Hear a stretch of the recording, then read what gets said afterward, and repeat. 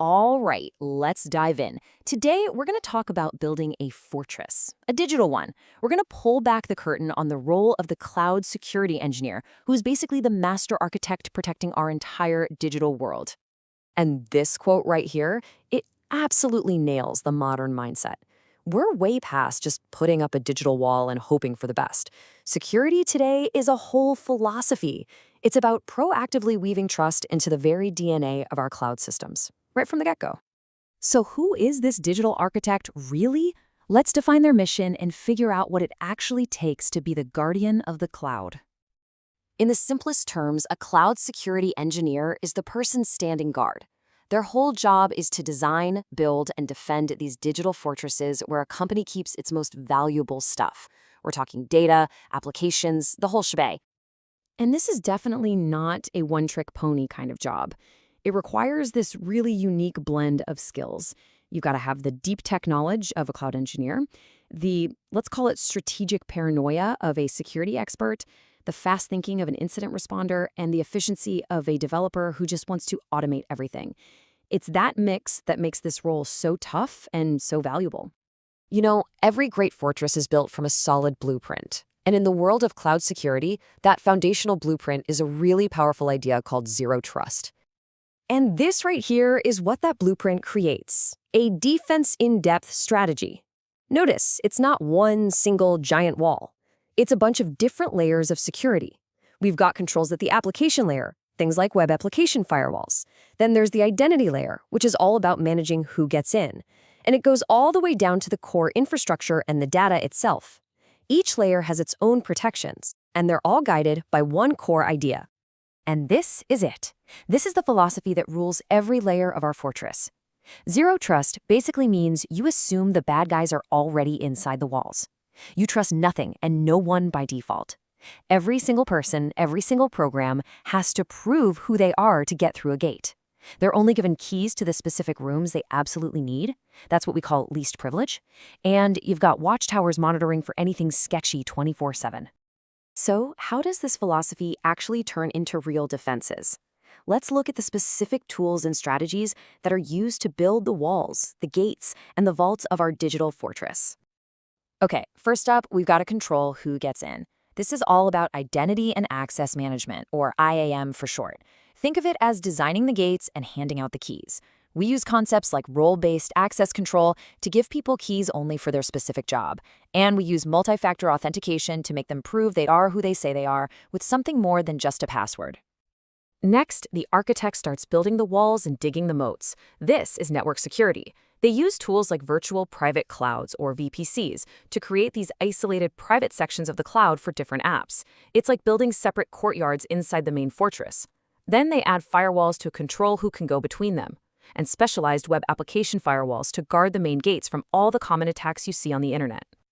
Now we get to the most important part, protecting the treasure itself. Our data is secured using encryption, which basically scrambles it so it's totally unreadable, both when it's moving around and when it's just sitting in storage. Passwords and API keys, which are like special keys for programs, get locked away in a digital vault. And finally, data loss prevention tools act like guards at all the exits, making sure critical info never leaves the fortress by mistake. But here's the thing. A fortress can't just be a bunch of static walls. A truly great defense has to be an active one. It needs watchtowers, automated defenses, and a plan that everyone has practiced for when an intruder is spotted. Two absolutely crucial tools for this are CM and SOAR. A CM tool is like your detective. It gathers up all the logs and clues from all over the place and analyzes them to find signs of an attack. Then, once the CM yells, "Hey, I found something," a SOAR tool kicks in. It's the automated first responder, taking immediate action like blocking an IP address or quarantining a machine all on its own. Now, what's really a game changer about modern security is that we don't wait until the fortress is completely built to check for cracks. That's the old, slow way of doing things. The DevSecOps approach builds security right into the construction process. You can think of it like having safety inspectors on site at every single stage, automatically scanning the blueprints and materials for weaknesses long before the final structure ever goes live. But look, no fortress is ever truly impenetrable. So, for when a breach does happen, there's a clear, 6-step framework for responding. This isn't about panicking, it's a practice drill. The goal is to contain the threat, get back up and running quickly, and, this is the most important part, learn from the attack to make the fortress even stronger next time. So, with all of that in mind, what does it actually take to become one of these digital architects? How do you go from being an apprentice to a master builder? Let's lay out the roadmap, from the certifications that prove you know your stuff to the key topics you'll have to master to show you've got what it takes. Certifications are a fantastic way to structure your learning. You can go deep and specialize in a specific cloud platform like AWS, Azure, or GCP, or you can go for broader vendor-neutral certs like the CSSP for management principles, the CEH for ethical hacking, or Security Plus for a solid foundation. And when you actually get in that interview, these are the core areas where they're going to test you. They're not just going to ask for definitions. They'll want you to compare different network controls, debate threat detection strategies, and maybe even architect a secure development pipeline from scratch. They really want to see if you can think like an architect. And this brings us to probably the most important thing to understand about this role. A great security engineer isn't known as the Department of No. They're not there to stop progress. Their real value is in being a business enabler, finding ways to help the company innovate and move fast, just, while doing it securely. So what really makes a great architect?